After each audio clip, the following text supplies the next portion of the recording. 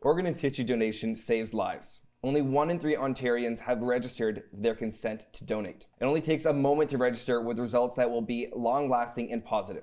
Teresa Whalen Witches from the Transplant Advocate Association in Kingston and John Bourgeois, both liver transplant recipients, join me to talk about the need and benefit to others of organ and tissue donation. Thank you so much for joining me. You both have incredible stories, and I'm really looking forward to unpacking them. Teresa, I'm going to start with you. I'd love to hear your story. You're a 2-time recipient. What's the process look like for that? When I got sick and needed a transplant, at that point they tell you you have 2 choices. As a liver recipient, you can try to find a donor. And in the case of most live donors, the blood type comes first, then, size, that type of thing. But then if you can't find a donor, you're also listed on the National Transplant List. So it just so happened that I had 5 years of notice prior to my transplant, and one of my friends had planned on trying to be a donor, so she applied. She sent her paperwork in. They go through extensive testing, and she became my first donor. And everything was amazing and wonderful. And we came out of the surgery well. She recovered amazingly well. And just very short, 4 years later, the autoimmune disease that affected my liver the first time came back. And I needed to be listed again. And this time I was listed for a deceased donor. So then you wait. And that is an excruciating wait. But I'm here because someone signed up to be a donor. And because I have amazing friends. That's an incredible story where you have that support from the community that's able to go in and get you over the finish line. Absolutely. Yeah. John, you had the same thing where you had a live donor, is that correct? Yes, it is. I was actually on the list for about 3 years, and many family and friends did the same medical stuff, and nobody was a match. And so I had to put it out on Facebook, and actually ran a billboard, and I had a message, and I needed a liver, and a friend of a friend seen that on a Facebook post and said that she could probably do that. And then she went and got the testing all done. I was unaware of it all. And April 1st, I got a phone call saying, you got a surgical date in 2 weeks. Come up and you'll be getting a liver.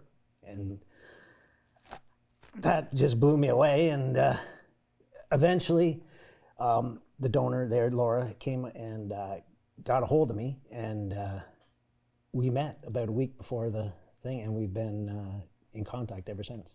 So, That's forever friends, I think. Yeah. I think you're tied together at Linked. this point. Oh, yeah, You're linked. yeah. There you go. Yeah, forever. Yeah. I'm curious about the process of being a donor, especially for all of our viewers today.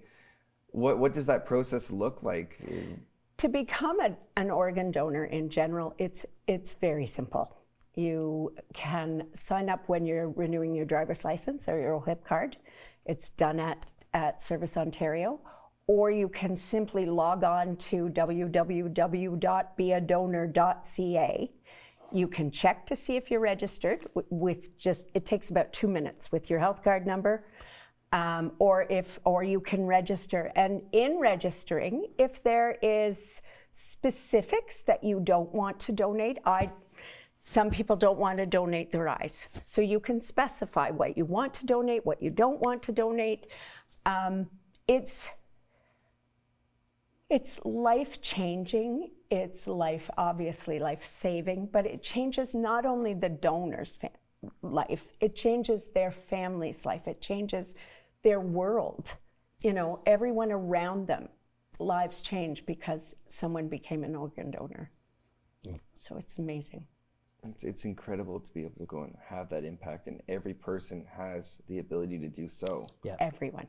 And yeah. I think even if you think you can't be a donor, and there's a lot of people out there, there's a lot of myths around organ donation about whether you think, maybe I can't be a donor, I had cancer, or I have lung disease, I can't be a donor.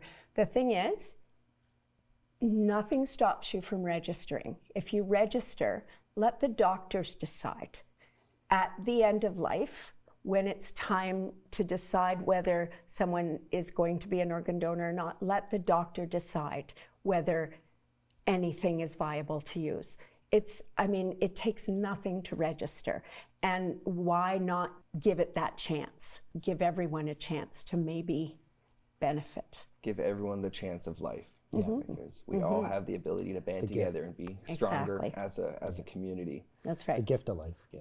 And if there's a place where they want to get more information, is there anywhere that be a donor for resources? Absolutely. Or are there people they can reach out Trillium to? Gift of Life Network has extensive information about live donors, about deceased donor, how to register, everything there.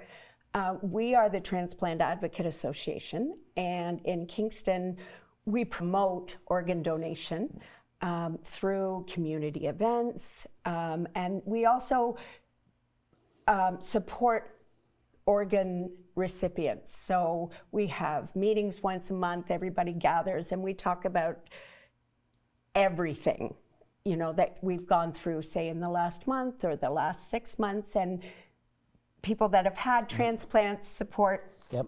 the people that, I joined are before I just had new. my transplant. You did. And it was a good support group, just what lied ahead of me, what was gonna happen. And at that point I had really not much hope of even finding anybody. And then it happened, and now I got somebody to talk to about medications, stuff like that, and it's really been a real help for me as a recipient. We don't give medical advice No, per but- se, but even, Just talk. this side effect is driving me crazy. Yeah. And we always say, go talk to your doctor. Yeah. It's common. A lot of it is just so unknown. Everything is new and unknown and scary. And when you've got somebody to talk to about it, it just changes everything. Makes everything Yeah. that much easier. Yeah. Teresa, John, thank you both so much for coming in today. It's incredible to hear both of your stories and hear about the incredible impact that we can all make. Thank you for having us. Yes.